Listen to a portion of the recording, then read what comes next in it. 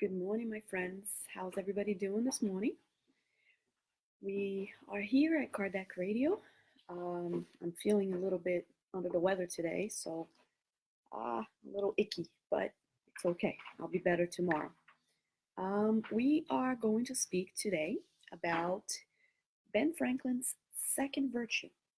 Now, as we spoke the last time, Ben Franklin had adopted a method of checking himself at the end of the day of the week, and he designed 13 virtues that he felt that he should work on. Last week we spoke about the first one, which was temperance, and as we know, temperance is just that moderation, that perfect middle ground between the excesses and nothingness. So we have to find a middle ground for everything. We talked about the psychological strengths that temperance brings us. And we spoke about a little bit about Emmanuel Chico Xavier, and we also spoke a little bit about the gospel, speaking the gospel according to Spiritism, talking exactly about what a spiritist should be and how we should always um, try and we should always really to um, reach this perfect temperance, this perfect middle ground. Well, today we speak about silence. Now, it's interesting enough because even speaking, my body hurts today. So today would have been a silence day, but I have a lecture right after this as well. Silence, Ben said that you should speak, but not what may benefit yourself or others. And you should avoid thriftling conversations, which is, it's kind of like Abraham Lincoln. Lincoln said something very similar. Lincoln said it's better to remain silent, to be thought a fool, than to speak and remove all doubt. I love this because Lincoln was already saying that if you're going to speak nonsense, if you're going to speak gossip, if you're going to speak, again, thriftling conversations, that'll just confirm the fool that you are. So I really liked what he brings into this. Carolyn Miss, she says that the soul always knows what to do to heal itself. And the challenge is to silence the mind. Now, it's very, very interesting because that also englobes what Ben Franklin said. Ben Franklin said silence is so precious, not only for you to know when to silence and know when to speak, but silence will bring many benefits to the body, to the mind, to the soul. And we'll see that sometimes in our lives we are searching for answers. Sometimes we pray to God all the time. We pray and we ask for guidance. We ask for intuitions. We ask, but then we forget to do the second part that's equally as important than praying, and that is listening. How many times God, your spiritual guide, um, these angels really, will use others to speak to you what you've been searching, the answers that you've been looking for? How many of us truly listen? And sometimes we say, well, at home, I like to just listen to music, listen to classic music and quiet and piano and this. Silence is actually more beneficial than any type of music. Not all the time, but we know that um, silence brings this sense of peace. It brings us to be able um, to work on our cognitive uh, responses to questions, to our own answer, to our own questions that we're seeking. There was a study that was really interesting in doing, and it was a psychological study that said that 2 hours of silence, now 2 hours of silence can result in just basically the creation of new brain cells in the area of the brain that's responsible for learning and recall. Now think about it: 2 hours of silence. Now this study is very, very interesting, because if we think about it, do we ever get 2 hours of silence throughout our day? 2 hours of uninterrupted silence. We're not talking about environmental noise that sometimes it's unavoidable, but maybe our own noises. We get home, we turn the TV on, we start talking immediately. We get our cell phones and we call. We get home and we have no time to just listen to the silence. If we stop today on the way to wherever you're going today and you try to be silent until you reach a destination, you will hear sounds that you've never heard before because we're so in tune with the loudness, the really the pollution, the noise pollution that's around. And we know noise pollution is contributing to our stress levels. It's contributing to children growing up with much confusion. Um, it contributes to our lack of sleep, to our many people are insomniacs, and that has to do with so much noise. Your brain does not have time to calm down. So think about it. 2 hours can actually benefit you in a way that you can learn in a whole different way. Your brain cells will actually, again, creation, not regeneration, but creation of new brain cells. It could result in that 2 hours. That's amazing. That's amazing. Because we think that sometimes we've reached something and that's the end of it. But then we learn that more and more can be uh, enhanced in our bodies. We think that once we get older, everything goes downhill. But then we start to listen to these studies and we start the understanding that maybe there are some things that I can do that I can actually be more healthier than I was as a child in certain areas or as an adolescent. So Ben was very much into not the gossipy, not the wasting of words. In a normal conversation, and we know when we make small talks and when we just meet someone, what are the usual questions that come up first? Oh, where do you live? What do you do? These normal small talks. But then sometimes people introduce names of people. Have you met someone? What do you think of her?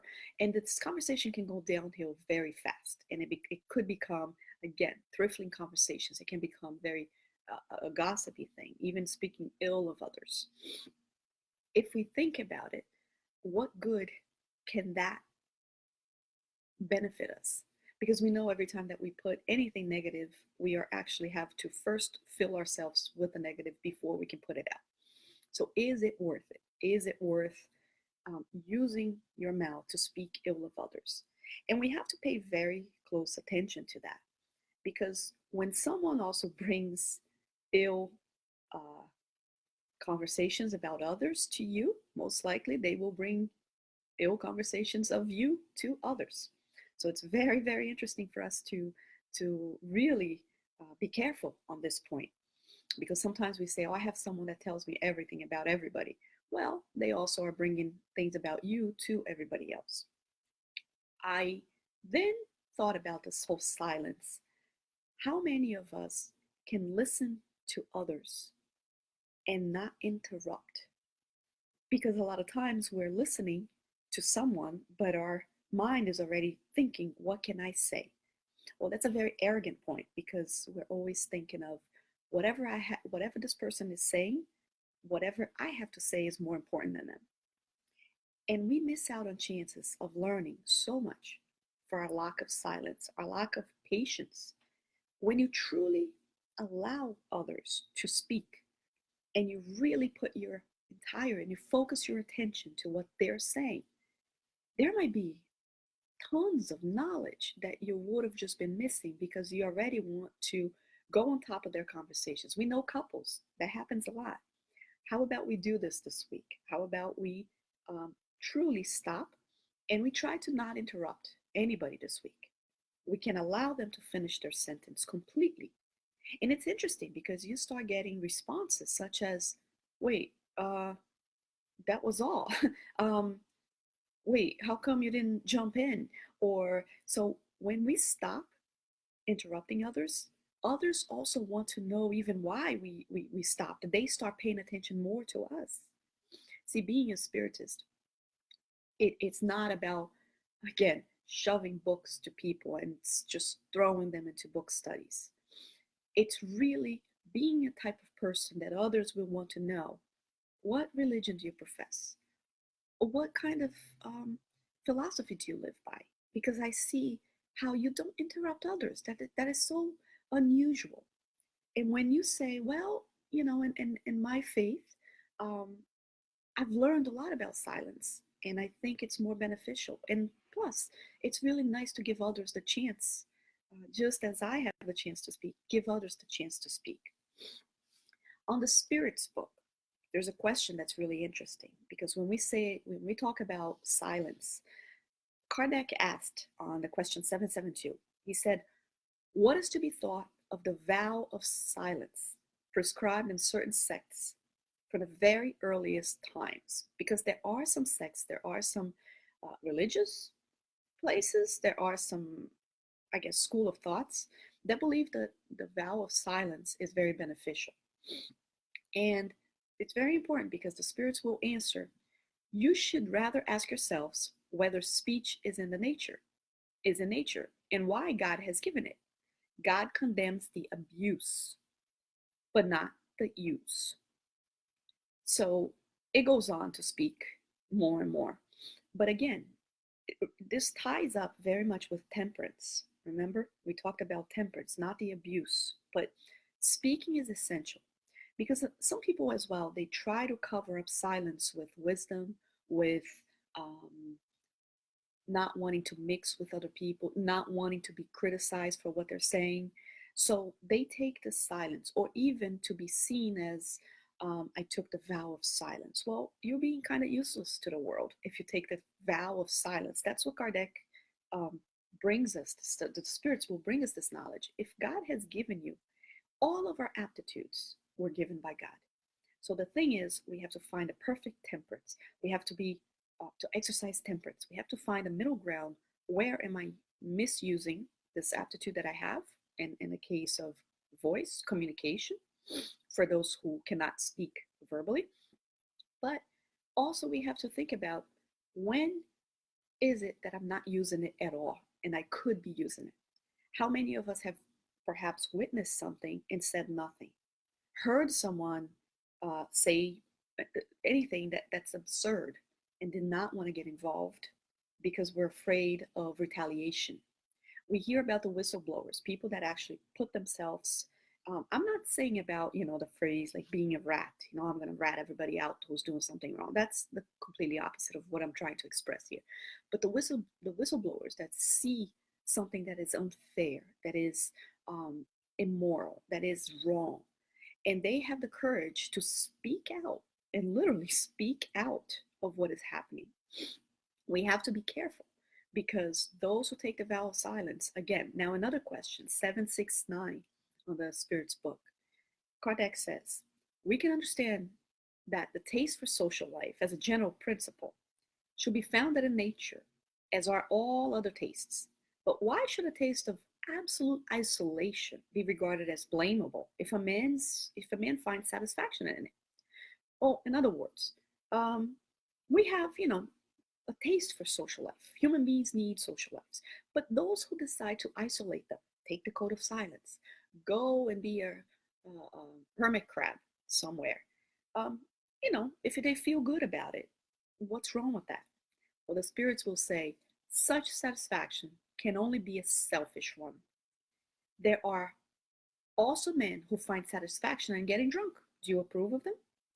A mode of life by the adoption of which you condemn yourselves not to be useful to anyone cannot be pleasing by God. Again, we are here to be useful, not to take ourselves out of the whole theater, correct? We're all playing different parts in this perfect theater with this perfect 2019 episode, chapter. And the curtain opens and then it closes. And you have to have contributed to this beautiful piece.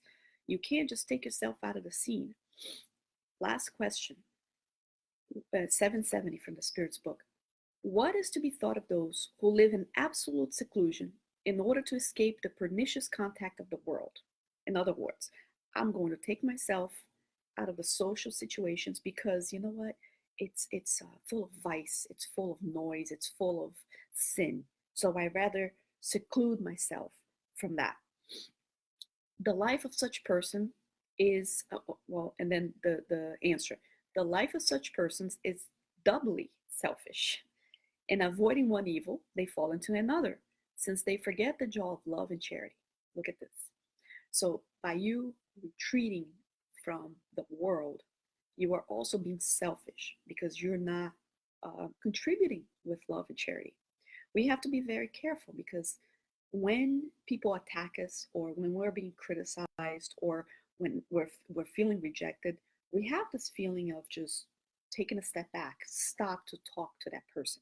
Sometimes we take this whole silence in a very unhealthy way. I'm going to seclude myself. I'm leaving the spiritual center because someone didn't like me. Well, think about it. You might be losing an opportunity to actually um, show the other side of the face, as Jesus said. Show the side of tolerance. Show the side of, well, let me do something good. Maybe, and I don't mean that we have to allow people to keep slapping us on the face. That's not the point. Is not allowing them to slap you so hard that you decide to get off the whole scenario. So when we say, I'm going to, that was a lesson, I'm going to continue, and I'm going to be even a better person from that lesson, that's really showing the other face. So silence is very powerful. Silence is, if you know when to silence and when not to silence.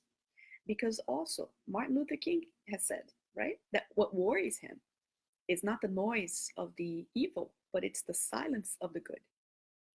And sometimes we are picking the easiest and not the right. We are picking, we want to be liked, we want to be with our people, even though the wrong thing is happening. But we don't want to speak because, again, if I speak, I'll be ostracized, I'll be thrown out because I'm not going with the flow. And it is our duty to speak when that voice will cause more good than harm. So think about it. If what you have to say is better than your silence, then it is your obligation to say it. If it isn't, remember, silence is a virtue. How many of us can go maybe 15 minutes with complete silence during their day? I certainly will be trying to do better and better as far as that goes because it's not easy. I would say it's quite easy, but it's work.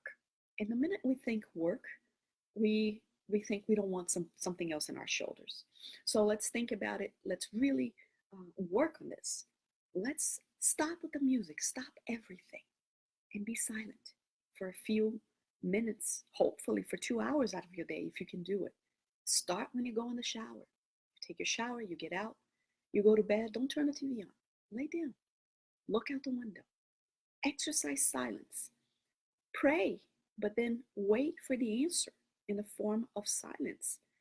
Because if the spirits are going to influence us, if they want to inspire us, if they want to give us that, that little jump on what to do, but we're so full of noise that we have no way to receive this information because it's not on a microphone spoken to us. It's going to become very subtle. So that is why all the major um, spirits in the world always had some moments of silence. And we see this with Jesus Christ.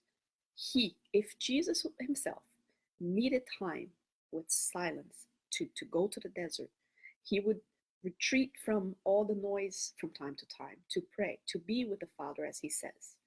And he never said you had to pray out loud either. So that's interesting because you can also, in your silence, pray. And he always did that. So we have to remember that every attitude that Jesus had, there's a teachings to us. Every single phrase in the Second Testament, there is an intense teaching if we take the spirit out of the word, because it's not about the word itself. The word could be misinterpreted. The word could be, it could be nothing. But if you take what that means and bring that in spirit form, then you know what he was trying to teach us, that we still are not getting it so much. My friends, thank you so much. Thank you so much for this little time that we get together here on Sunday mornings, 8:30. And again, I will be here next week. We're going to speak about um, the third virtue that we're going to exercise. So first, temperance. First, Ben talked a lot about temperance. Let's find a middle ground for things. If you haven't heard, go back and you can listen to the temperance. It's usually 20 minutes. That's it. And then today we talk about silence. So let's exercise these things. Let's start. Where am I going too much and too little? Let's find a middle ground for things. Let me not exceed them. Let me not eat too much or stop eating, as Ben said. And silence. Let's not, if you can't, if your words are not going to benefit others or yourselves, most likely it's just thrifting conversations. That's Ben's word. And I really like Ben Franklin because he was a man that knew he had so many faults, yet he was always reaching, he was always trying to better himself. And that's what spiritists are, full of faults, just like the whole entire humanity. But we're trying. And that's what being a spiritist is. I am just trying my best. I try, I fall, I pick myself up. I'm going to try it better. But not just say it, because say is very beautiful, but let's try it in reality. So, my friends, let's exercise a little silence today. Let's try to not use every single minute of our time with noise pollution, speaking. Let's give time for others to speak too. We don't have to be the owner of the word the whole time. Let's listen to others. And you can listen to anybody and have amazing, amazing new knowledge. Don't you for a second believe that it's only the great doctors that have teachings. It is from people from all walks of life. And perhaps they have more wisdom than many of those that have academia. Thank you, everyone. Let me just see who's here today. We have Chris is here, of course, with us. We have Alicia Ramos. Hi, Alicia, how are you? We have Francisco Rodriguez, Nora. We have Marianella saying good morning, good morning. And hello, Deborah, and others are watching and listening. Also, there's a few people with Alicia as well. We have Alexandra Azevedo. We have Rafael. Good morning, Rafael. We have Raquel, Luciana Sosa saying bom dia, bom dia. We have Monica Schmidt, and I'll be at her center in about an hour to do a lecture there about miracles, if miracles exist. George is here. Adeli is here with us. And we have Marilda Vega saying hello, friends. Nora saying thank you, thank you. And we'll be here on next Sunday. Kisses to all of you. God bless. I hope we don't miss next Sunday.